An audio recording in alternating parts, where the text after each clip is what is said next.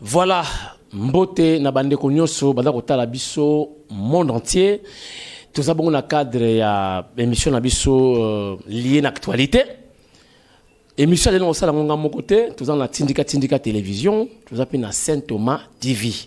Soki omoni na yote inutile ya kondima. Donc kondima kutu te so communauté.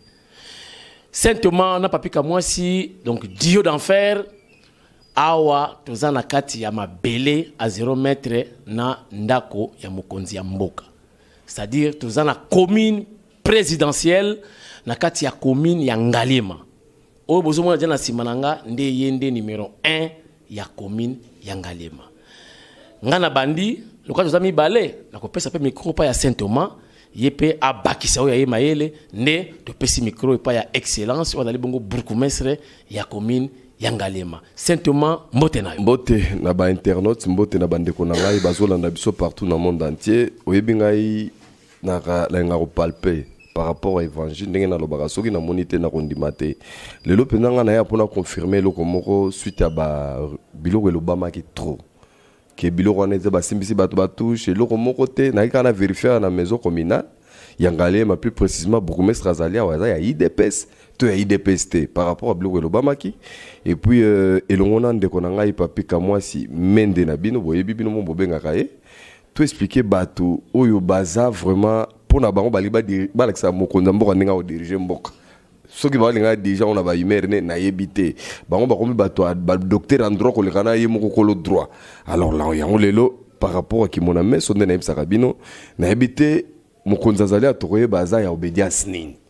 Parce que biloko belé l'Obama qui on a humilié ba kondi a parti ba fingami pour rien mais lelo ngana lobaka soko monité kondi matin de konanga papi et longona mokonzi batu nyoso ba koye ba vérité lelo est-ce que ba travers ça qui fake news et la réalité tout ça va se savoir aujourd'hui. Merci Saint Thomas a pesi déjà elengi il y a émission lelo boyo kasikoyo Mokonzi, Dieu merci, Ouazali numéro 1, même Yafachi, na ma belle oyo. Donc numéro 1, Mokonzi, chef de l'État, na commune Yangalema.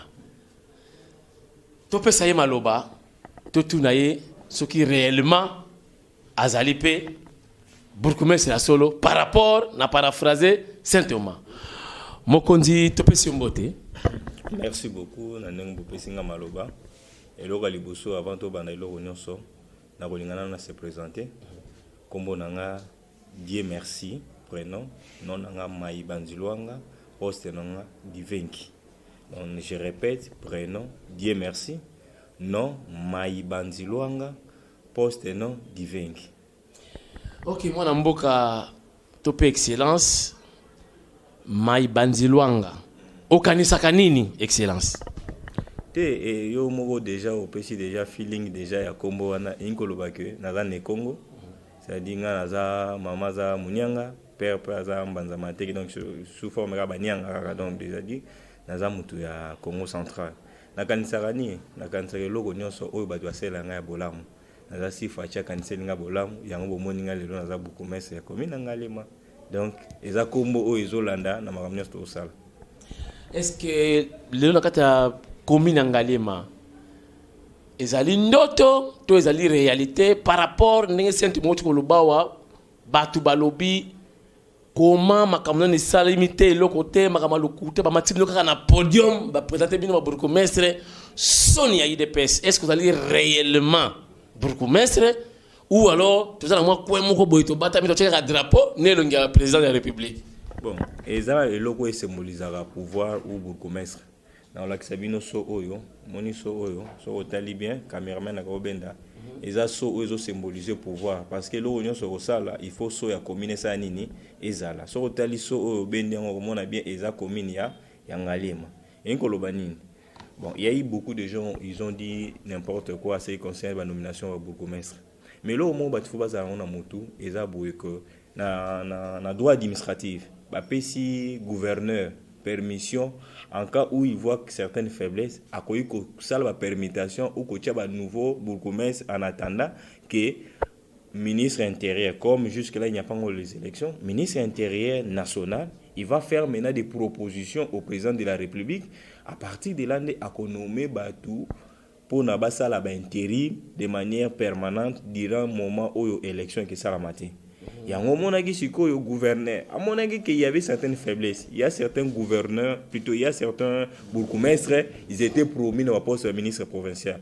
Surtout avec Kitambo. Nous avons Tengelito, Azalaki, comme il est honorable député provincial, comme ministre provincial. Alors, poste est vacant. N'est-ce pas poste est vacant? Il fallait que mais on dirige jamais parce que on ne pouvait pas continuer avec cette faiblesse là. Il fallait maintenant renforcer. Il y avait certains postes aussi à Kinshasa, Kimas. Il est aussi devenu député provincial. Poste vacant. Il y avait un peu 2 ou 3 postes vacants. Non. Au lieu que le poste soit vacant, vaut mieux tout renforcer. Tout le sika ou tout peut une vision orientation. Nandenge wana gouverneur ya ville province à Kinshasa Gentini Gobela son excellence abi non nazape gouverneur mais muto azokamba ekolo aza président de la république asali président de la république lokola o babengaka alobi non fona récompenser président nanga parce que yepa ndimi na gouverner na kati ya mboka oyo Kinshasa c'est-à-dire la président de la république so président de la république alingaki te mais makamona pe pe otile bakoka jam mais abi non ça la calme tozaba na mboka intérêt supérieur na ça nini et que ne liboso na yepa bi non président salinga faveur le ba poste vie des alliés ba poste vie des alliés na niveau entité territoriale décentralisée à Kinshasa na sala bango pe na sala bango ba benga faveur na bi non 3 postes oyo monani vacant na pesa bato IDPS parce que tozape na coalition c'est-à-dire ezali soumuté ce qui Gentini Ngobila na ba prérogative azanango na niveau ya droit administratif à ça la paix faveur na niveau IDPS bazo a certains postes. Beaucoup de gens sont en train de les critiquer. C'est vrai de les critiquer. Mais tous na makambo etali coalition. Lelo so ki neti bazo ka batiki ka bato bazaka wana. Soit ba tcha ba intérimaire ba joie na bangwa. Mais bato baza bato a perdre. C'est-à-dire ti lelo mais tous na ba bourgmestre neti na ngalema na Selemba ou adjoint wana na niveau ya niveau ya Selega ba ngaba za ka bato ya perdre. Non, toi na coalition c'est-à-dire pouvoir faire ça ni. Faut partager jamais. C'est-à-dire, le président a nommé Ndeko Basile, étant un intérimaire ministre sortant. Intérimaire, il était déjà dépouillé de tout ce qui était comme prérogative. Il y a action à terrain ou action normale. Donc, il était là pour assumer les affaires courantes. Donc, il faut permettre à ça, le président Monagi étant un homme de droit et aussi un gardien du temple, on est le barabiso moko ba combattant. Abi non. Lokola ya proposé ça ngoli sumuté. Bokende to sala. Mais bino pe bosala. Mais R Gilbert Kankondo comme ministre intérieur lelo. Vous allez voir que jusque là na niveau intérieur na ba sala le côté. À côté la ko analyser avec le président de la République, na ba gouverneur nyonso ya ba province comment il doit faire pour redynamiser les entités territoriales décentralisées. Mais ba ko sala ngo ensemble na président de la République, c'est-à-dire quoi, il y a ministre intérieur alors ça va proposition étant donné que yaza mutu o yazo tala o bengi ba gouvernement nyonso na ba entité nyonso décentralisée et à la fin président ko apprécier travail o akosala. À ce moment-là, on va voir ce qui va se passer dans l'avenir. OK, nazo pesa maloba pa ya ndeko Saint-Thomas mais na kotala kiloko la gouverneur ministre intérieur azape mwana ya base mwana ya IDPS yope mwana ya IDPS donc c'est que na moni ba proposition na yo kotika la kaka définitivement bon balobi aux hommes bien nés la valeur n'étant pas le nombre d'années nga d'abord na za muto na rolo baki na ou même na IDPS na sala moi petite historique c'est vrai que poser question maintenant font entre parenthèses tout bateau de Oumeli soki ba na faveur o basala ki ba pesa la IDPS pour na ba poste balobi ba tia bourgmestre Ngalema ba to zo comprendre était poste ya bourgmestre Ngalema poste ya bourgmestre Ngalema eza poste oyo ozo kamba commune o eza plus de 82% d'autorité ya mboka donc c'est-à-dire eza entité moko ya mukete à part ça ozo mona poste ozo kamba na président de la République président de la République aza sous sa votre juridiction c'est-à-dire azana mabele na sikoyo bazo balobi IDPS apesa moi 3 personnes pour na ba placer wana yo kanti ba kondi batala ki balobi non bazwaka mutu apamba pamba batinda kuna non bamona kite na niveau ya Ngalema tu as deux pôles où ils ont dominé. Il y a les gens de Bandundu, il y a aussi les gens du Congo central. Donc ce qui te cause la pose dans la géopolitique, il faut utiliser Batouana. Pour quand même parce que Batouazo va que Fachaza tribaliste ou Aza Muluba ou Yede Bakongo. Non, président za tribaliste était président za l'homme plutôt loyal. A lingi que Batounion se nenga lobagi mo na message un changement de mentalité. Batounion so basani to travailler ensemble pour na to tombola et colonabiso. A raison na kabité. Il y a quand même un jeune Aza na ligue des jeunes qui s'appelle Maïbanzonga Divin, Azapé secrétaire général adjoint. Il y a Ligue de jeunes chargée de budget, finances et trésorerie. À ça, moi, to bandina ba Yves Bonkulu banda campiste. À ça, il peut preuve naie. Il y a Boussiki Sikina Bolengé naie. Écoutez, il y a de cher même. On a un autre travail à TMB Victoire. Tout le monde qui tout ça. Donc vous voyez qu'il y a beaucoup de réalités et ça là. Le président va dire non. En attendant, bah ça la nini, bah payer ça en faveur. Et puis binomo bozo mona musa to ça là sur le terrain. Bah éco isa favorable. Bah en tout cas les jeunes bourgmestres en Ngalema. Malgré ba moyenne bazuité depuis que ba yewana mais na muke oye azo meka kosala bazo sentir quand même moi changement ça nini ezo kota na commune Ngalema kota musa micro okomona quand même so banotu na batu to komos batu au chaîne Bourgmestre oh ezalaki moi difficile ba même combo ya Bourgmestre Ngalema c'est déjà les acquis et je pense que le vieux Gilbert Kankonde même le président de la République même toutes les autorités du parti au biso de tikala fidèle ne basala ki biso déjà dorénavant fidélité on a confiance on je pense que na ndenge na bango pe ba récompenser moi na bango ba tikaye asala normalement à niveau ya Bourgmestre Ngalema parce que to réaliser vision au ya président de la République na niveau à la tête comme Ngalema et yo kani excellence na pesi micro siko epa ya Saint Thomas a bamba pe ya ye mituna o ya préparaki pona excellence. Merci ndekonanga papi ka moi si na pesi na nous merci belé na batobala na biso na monde entier surtout que naza vraiment flatté parce que nga na boya kananga melelo na moni et puis na OK excellence ka muke le jeune bourgmestre na sentir que quelque part ba choix ya mabezate mais c'est comme si bande kona biso mingi ya UDPS ba mo baza d'abord animé na mauvaise volonté pourquoi na lobi yango na dans un cas que pas na d'abord jour bazo présenter bino na matinée wana pas ya secrétaire général Augustin Kabouya na témoignage na landa ki on témoigner bourgmestre dit merci au lobby na ko kili kama rôle là-bas mais j'étais étonné que frère nanga propre là qui presque muto la mukawa da ko senga même tel beso benga ngai excellence mais on a des témoignages no mais ozungi ndako ke olali oki za fake news ya biloko lukuta nenga na ba mo sala ki yo ndenge ni parce que bato ali boso kutu ba critiquer ki Cameroun mingi ezaka ba propre bato IDPS donc oazaka na ene na je sais pas moi envers Kabouya voulu vraiment vilipender Kabouya jusqu'au fond que ndeni secrétaire général Boba que nous se touche na Gentini Ngobila et ce qui s'est suivi c'était communiquer à direction à cabinet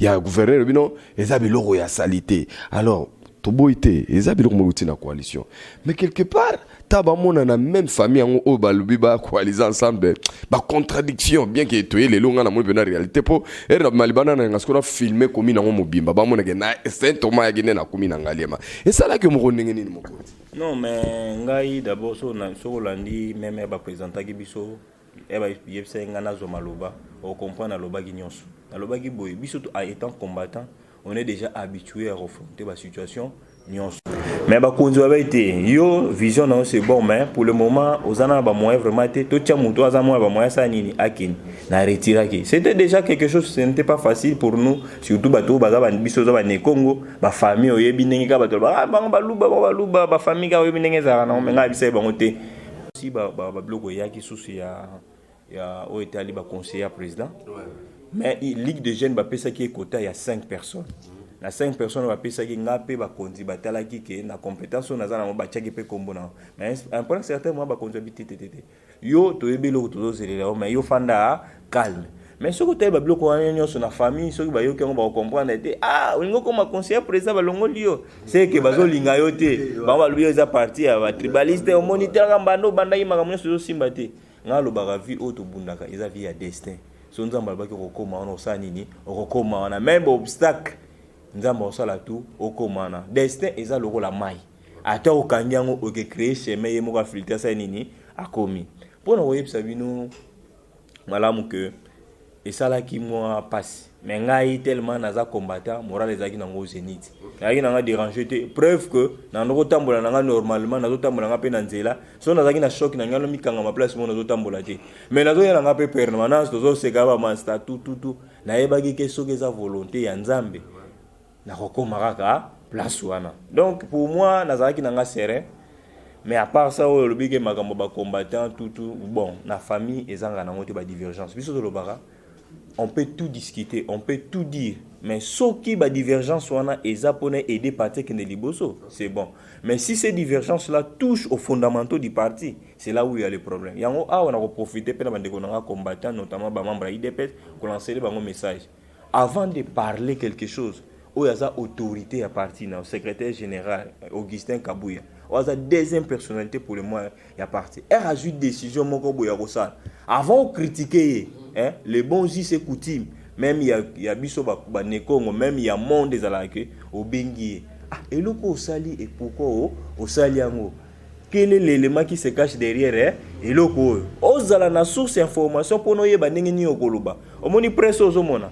C'est le même presse où ekotombola yo opeko sa nini ko kitisa yo. Yo bano vilipande secrétaire général. Est-ce que yo zo consolider parti to zo fragiliser parti? Ozo fragiliser parti. Ozo comprendre. Kabouya a oumeli a sali plus de 30 ans à parti wana. Est-ce que tu crois que Kabouya comme un grand combattant au babengi guerrier a que no sala makambo o yeza na subasima te? Naza sûreté. Donc c'est-à-dire il avait des sous-bâtiments, mais les gens qui l'attaquaient, ils ne comprenaient pas les sous-bâtiments Makambouana. Parce que IDP c'est ça partout dans la coalition. Hein? C'est comme si tu le dis, oh, mais Bourkoumé sonne sur Bazana Kino, ils ont Bourkoumé c'est na bango. Le gros poste de vie de mon année. Mais IDP ça zoango quand même. En attendant que le ministre intérieur ou Akoya a ça la Makamou, en attendant bis do zoanyo. Parce que ce boutique li bango entre te bango comme tozo gagner. Mais ce tobi non na toi ou etika li wana vie to zoanan. Mais ministre intérieur Akoya a reçu la sikoyo nouvelle proposition. La nouvelle proposition a reçu la sikoyo to koyeba neni makambu et ko sala parce que to zana dialogue to reçu la te bino bozo oyo biso pe to zo oyo. Ezala ngwana. Mais to nki lo batte que ba élection ezala te. To ya été pour nous affirmer que ba élection ezala te. Mais to nki lo bani en attendant que les élections et salama, il devait quand même avoir des gens qui doivent animer ba entité wana parce que awa so Bourgoumès ça a été Moussa Sanini et là parce que signature ba dossier nyonso ezalaka même so batinyo morcellement parcelle avant ça la exécution sur le terrain il faut que Bourgoumès Sani acha signature oh ba attestation de naissance oh ba attestation de récit oh certificat de bonne vie MRC oh ba copie intégrale ba bloc wana nyonso ba acte de naissance ba jugement supplémentaire ba bloc wana nyonso il faut que Bourgoumès acha signature so imaginez banane ba ozonga classe bwe awa la tête awa etikalaki vide sikondo ngo signer ba bloc wana c'est-à-dire bana bangaba kene sous classe te bangaba ke sous ba université te hein. Donc, bloc moussou, il faut pas réfléchir ça. Blocage est sérieux. C'est-à-dire que moi, je sûr que la première proposition est que les composants qui décrivent ou soit arrêtés est bien té. Il y a un moment qui est salamaki, bazonga qui l'Assemblée provinciale, godem pour y présenter l'Assemblée provinciale, groupe parlementaire, nyonso. Bayoka na batala nengeni ni ba sokola arrêté wana batala ba disposition utile pour na makambo kende liboso yango mona isiko ba ko sala proposition ba ko sala ba proposition moka ya wana mais ba meka ko kabola ba o bazala ki permettre na ba o bazaki nommer na première arrêté ezaki nyonso en bloc yango wana ndé créer ki confusion même du point de vue droit il n'avait pas un bon soubassement ozomona siko. Donc, na rosenga ba combattant mingi avant de parler, il faut bazara na soubassement. Biso tous ba grand combattant ba tuyebi sur na campus nga so ke même na parler na biso ba yebi ke même na delvo na mo na delvo. Tous ba combattant. Mais en tout moment so ngolo ba likambo fo ngautu na hiérarchie. Likambo eza ndenge nini. Parce que eloko sala ka mutu na vie pour no koma okemba même na politique eza kozala na formation des sources. Même bino ne bozabo. Pour ma grande chaîne ou radio Mora Makas, il faut avoir information na source parce que le lobby quand même t'abonne pas sur les terrains et c'est réalisé. Ah bien c'est qu'il y a des informations là et comment ça s'appelle audimat mais ceux qui ont des informations il y a seconde zone, il y a Facebook, va faire Robin un jour va fake news. Donc na web Sabino que makambo Augustin Kabouya salaki azalaki totalement na raison. Donc aza guerrier et puis alaki bon ki azaka guerrier parce que biso lelo ozomona tozana kati ya bureau ya bourgmestre ya ngalema et puis so kotali bien okomona drapeau eza symbole na photo ya président de la république ya ngwana. Donc caché yango oyo ezolakisa so ya pouvoir parce que loko nyonso na kosala il faut que so esa nini etiama soki etie te moyen bavalide yango eza te voilà. Chance Nazara Saint-Thomé, le biomoro photo à la source, on m'a gagné la source, mais vraiment, et puis, je crois, que tu belle barosaï di fina, tu vas finalagi, bosuki, bien que bino, tu as IDPS, bobandara, ma solon, au trône, ba parlement, debout, bilo, ba formol, ba cadio, chapé, peut-être, il y a un petit calabri, mais beaucoup, on a pouvoir. Donc, les lots IDPS, c'est ça, na pouvoir, les les sous, en opposition, pour me mettre ça, ma bien, alors, mon continent, que le bien, que, boye, si quand même, problème à moyen, c'est que yo, ba, cagno, moi, moyen, gouverneur, autant qu'il ça par commune pour na ba travail c'est que yo bénéficiant autorité toye bango sikoyo et en même temps au lobby moko que au commune ozo diriger 82% d'autorité mais ça peut commune à 82% ya ba érosion commune a ba problème sérieux alors ça moyen est-ce que ça façon moko ya ko moni sabino ba toy DPS parce que bolimbisa nganga na Saint Thomas la plupart des institutions to ba pouvoir mingi DPS ezui na zokuta là où le gens de DPS travail baza clochardiser mingi ba souffrir si on a ba DPS ba pesi binoka pouvoir pour souffraka ya bino ba bénéficier parce que j'ai to parler de la nation rokuti ba to beli ba plerni chakaka mingi ba toy DPS OK na ba ministère OK remise reprise ba biote ministre wa koti lokola ba tune budget agite bango ba récompenser bango te ba couvrir événement na e pour ana rien ce qu'on batté banaka les arasuki ba pression pour sa responsabilité ba pression na moyen fonctionnement mais pourquoi tout ro coalition ezali ba faire souffrir no to IDPS pour le donner tolo ba polémique ya makasi na coalition INC mtali pour na na côté na mamu actualité likambo 15 millions c'est lo ezolo ba mana ba bala oye côté FCC vivra lango déjà kaka bien mais ce côté c'est plus bato IDPS moto bazo souffrir ko le kabato ebele est-ce que zaki lisumu le IDPS ba songa na pouvoir d'état des droits bato ba ko sepele kelelo a communauté devait fait accompli bon le roi eza coalition beaucoup fana nzala non eza na ngone ngwana te omoni eloko foboye beloko mo eza ki coalition bi coalition c'est-à-dire faut bo 5 force na en présence eloko faut bato ba yebeloko mo que biso bata IDPS zo se pleurnicher te. Hein, eza question ko pleurnicher mais eza biloko président le quoi homme d'état à limite ça makamuna va brutalité omoni avant ko sala makamunyo so bazana auto binga loi financier ou budget prévision budgétaire fezala na budget oyo basalaki neti ozui neti oye auto binga domaine présidentiel ou palais de la nation aussi bato ne so sala na cabinet ya président et loko mo fo boye baké cabinet au ndenge président acheli yango na ba objectif azolinga poursuivre vous comprenez donc eza ndenge mon côté na cabinet o ezalaki ancien président de la République président honoraire Kabila vous comprenez parce que Kabila zaki na objectif o banoko poursuivre et puis cabinet na ezaki na ba nombre moko pe ya batu na o soit bazaki récent mais président comprendre que il y a ba domaine mususu o yefo bakisa na personne cet exemple on est conseil spécial en couverture en matière sanitaire azalakate au conseil spécial en matière net ya ba énergie mon rappel roi bazalakate tout ça donc il y a plus de conseillers na présidence pourquoi parce que le président juge bon pour qu'il soit efficace sur le terrain il faut que dans chaque domaine azana conseiller et ça le rôle du gouvernement na oye banoza en tout moment quand le gouvernement va proposer les choses il y a chaque conseiller en matière où les autres laé abanova non président on est gouvernant le bibo qui a analysé au biso ça libre après on peut créer une commission mixte paritaire pour nous ça quoi il a gagné un peu mais car il y a un moment qui président non pour nous atteindre l'objectif je devais avoir un cabinet aussi très bombé mais expérimenté il y a un moment qui tellement que batuana nombre au bazalelo bazal nombre au tezalaka cabinet il y a président de la République qui a honoraire alors ce qui fait en sorte que local bazala qui programmé donc budget on a nombre de personnes qui programmé il faut maintenant attendre seconde que ba voter budget ba ça va correctif budgétaire correctif budgétaire permet de siko ba koti sa ba élément ya sika pona ko aménager bato nyonso oyo misusu ba ko kozana ko prise en compte te na budget ya kala ba ko koti sa bango donc coalition ya FCC na cash eza nango malamu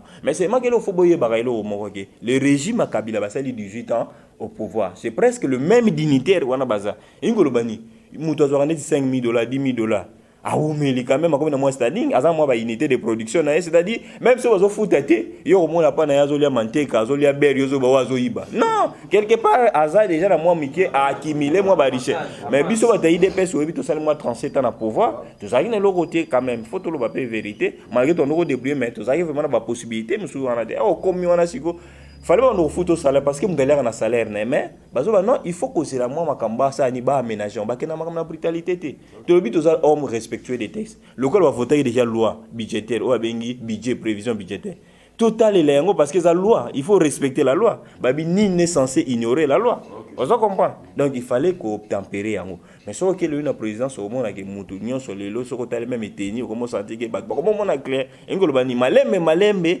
comment comprendre que ezalaki bongo il fallait que na makambo malem bon à ce qui concerne biso ndeti na commune ngolo baki wana ba moi non tout choko tasika tout ça plus ou moins des semaines tout ça la remise et reprise inkolobani ndeko azalaki awa bapesaki crédit wana sakini asalelaki yango mpe misala na commune ngalema bapesaki o babengaka ba mwa budget moko mpona basalubrité tout ça asalelaki yango mais atikaki mpe mwa eloko na niveau ya banque.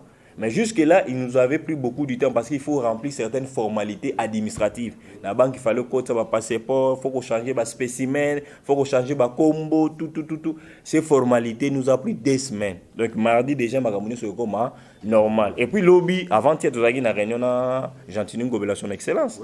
Tout solo là qui naïe, et puis, il nous a rassuré que le lot, tout lundi, bon déjà examen compte pour nous bourgmestre c'est pas ça là misala.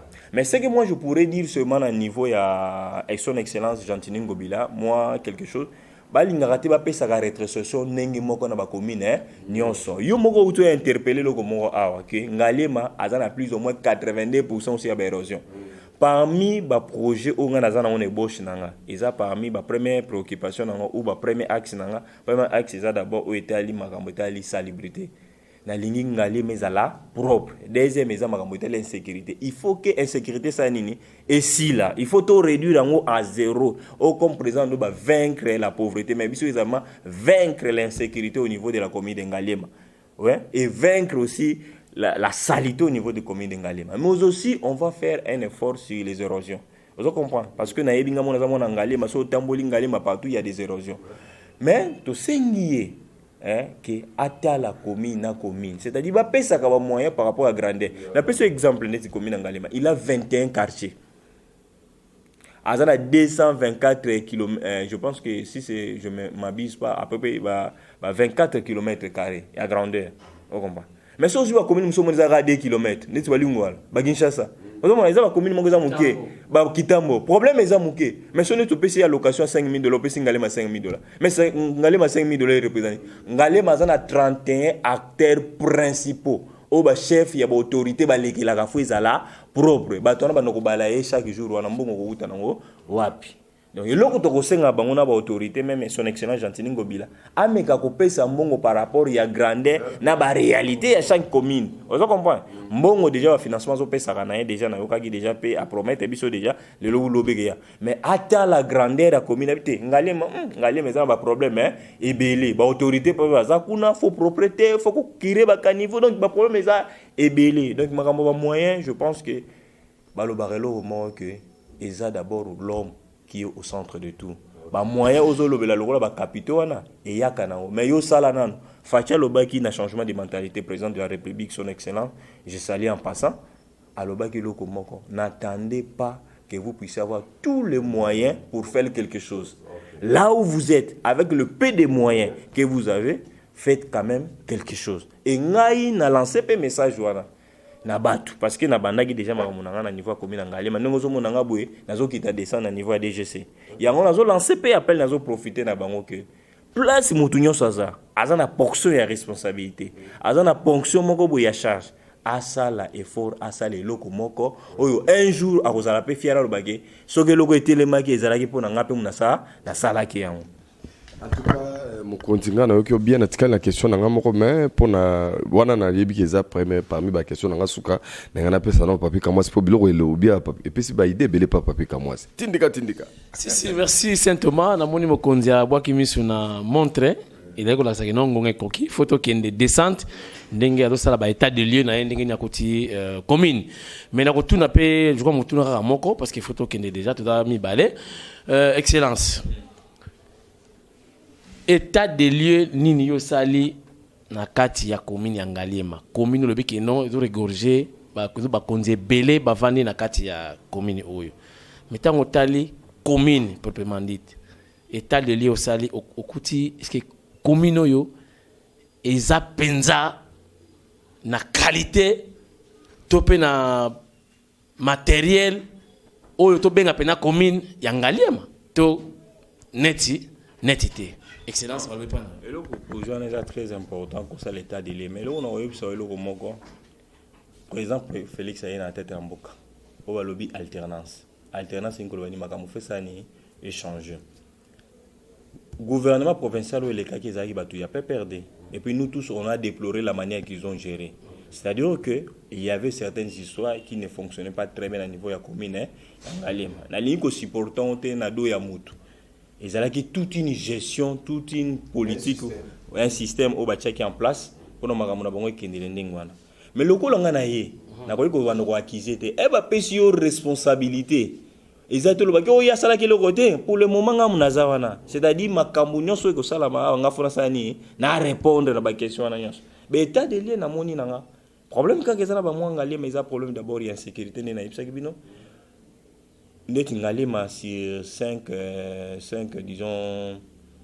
disons SIAT azar donc au monde Ngaliema kabolon sous forme à 5 pôles c'est-à-dire chaque pôle les a na SIAT c'est na mo ya police mais na ba SIAT on a effectif les amuke il faut augmenter et puis ba quartier za minene aux net quartier kalu ko bo tiane des sous-SIAT et simbate il faut qu'il y a plus de 5 sous-SIAT mais aussi ba effectif les là et belé.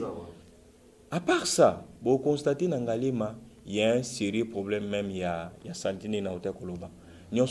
Et ça parce qu'il n'y avait pas une politique publique un peu idoine. Oui, c'est ça la gestion des déchets ménagers et gestion des déchets industriels.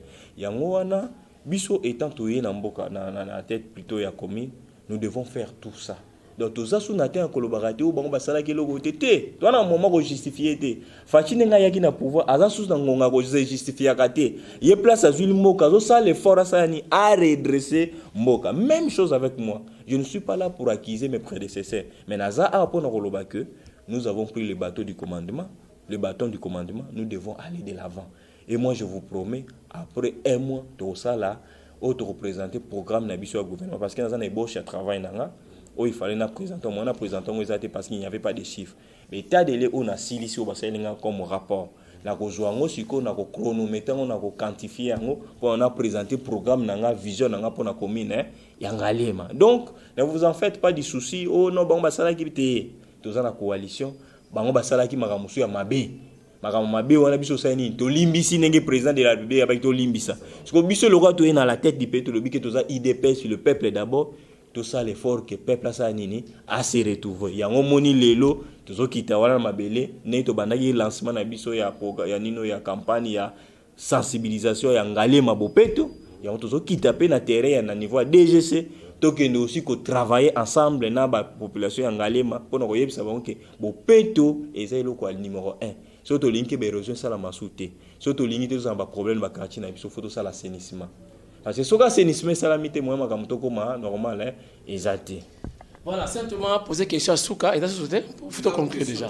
Na ngana tu naka nani mokonzi ke netina ya lelo na ngana sala yo évaluation na décembre neka mokonzi peta wazo ki na 100 jours yepé ya ye pour mokonzi approuver biso que sans gouvernement ya coalition na de janvier ti siko réaliser biloko ebele entre nous kaka na baton FCC bazako lobela bo yope ozo pesa biso na ndeko na nga bien à part ba pe loko benga biso va décembre mais biso moko olingi to osala mo évaluation na mois de décembre pour na 100 jours na yo nde mutune na nga suka na nga to sisana J'assure que ne président Moral après 3 mois il y aura évaluation va gouverner nous on profite aussi après 3 mois même ngapé on ça l'évaluation na batonner sur le travail 3 mois on a to chepe biso pe to sala loko l'évaluation bino pe broya après 3 mois to solo là banda ozu pouvoir osali nini et là on est bolobi bongo biso déjà to sala makambo be ya sur le terrain so otali bien on a renforcé déjà l'administration ça un peu opaque mais aujourd'hui ba dossier zo tambola normalement mon so côté dossier nemba mo na facilité mais eza makambo ebele déjà to entreprendre même ba venir déjà propriété comme côté mais jour broyant en décembre être ça l'évaluation globale pour moi dans makambo biso to ça et ça déjà quelque chose to lancé déjà appel que même les journalistes à sous boza moi belé de représenter aussi le programme mamunyon sommet boza la na pe pona boza la évaluation est-ce que makambo to ça là to dans les bons ou nous sommes dans les mauvais Mais conseil na bino pe exala utile en tout moment tozawana so bozana moi le non de quoi on a moni bien tout on est là pour servir. Alors il y aura aussi des moments où on peut faire des dérapages. Mais bino pe étant donné que vous êtes journaliste et puis vous avez bateau à terrain vous mona makambo à terrain vous pouvez bati wa ko sala boité ko sala boité ezana on peut li soumuter. Voilà. Donc merci Matondo Mingi na mwana mboka Maibanzilanga. Donc oyo na kanisa ka pour moi na 10 secteurs hein parce que bambanza manteke ou bien bamboma tout ce qu'on a histoire ba utaka na 10 secteurs. Voilà. Merci na Saint Thomas, tout ça na qui dio de choc ou dio d'enfer. Merci na excellence nengo ya Mbibiso. Moi na mabele, moi na base. Mais na ça toujours que ba konzi ba rapper ba musicien té. Musapi moko esikola kelongité. Bota la biso monde entier. Bana ya ngaliema ya solo ou vous avez éparpillé dans le monde entier. Rien n'empêche bocha maboko et pas ya excellence beaucoup mais ça commune en ngaliema pour asala masolo à danger. Ba idée boza nango. Expertise boza nango, finance boza nango, boya ko verser kotoyo, to sungaye et longa fachi et télé manangaliema Congo est redoré na image ya sika pour l'intérêt général. Tout ce qui s'y a wa, peut-être accompagner ce qu'on a terrain, botala ndinga do sala ba état des lieux, certainement akosala masolo ya kitoko pour l'intérêt général. Tout ce qui s'y a wa, Matondo Mingi na bino se botali biso, botika la scotché na Saint Thomas TV et pourquoi pas na Tindika TV, toujours pour l'intérêt général. Tukutani prochainement. Merci Excellence. Merci beaucoup.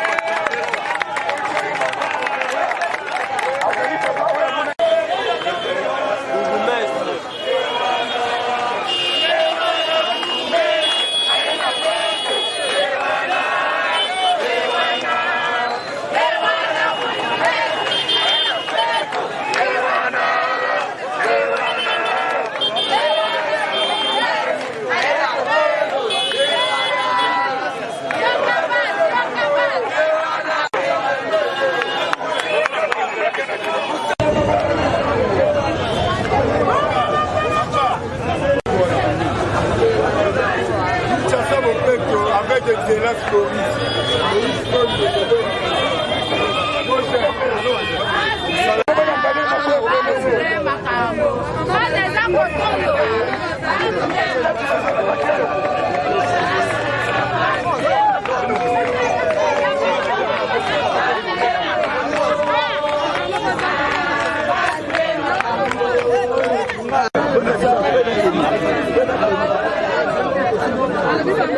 Le message est clair, il n'y aura pas de négociation à ce concernant.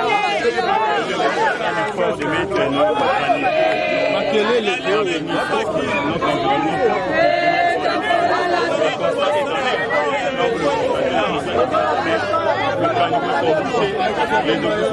Les gens ne veulent pas faire les salles. Les magasins ils étaient fermés. Mais dès qu'on a lancé le message, qu'on a donné aussi les policiers et les consuls, ils vont aller faire les magasins dans le délai que ça permet de mettre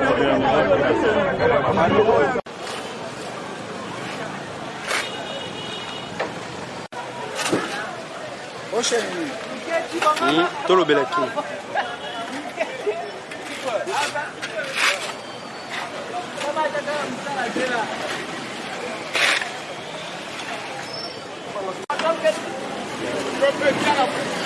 Thank you.